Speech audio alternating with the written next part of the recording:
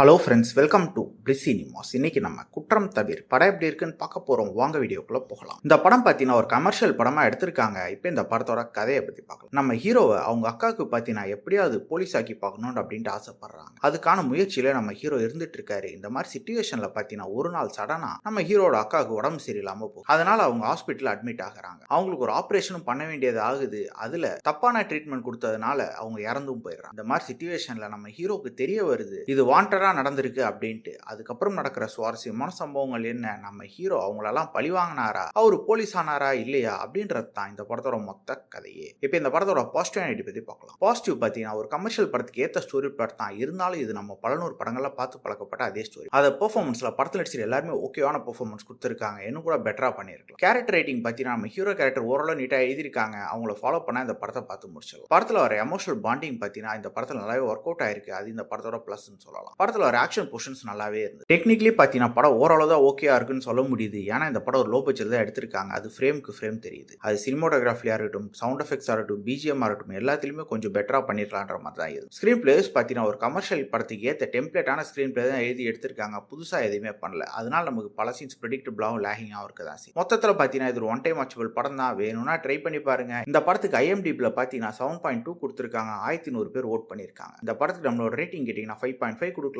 இன்னொரு வீடியோல சந்திக்கலாம். தேங்க்யூ.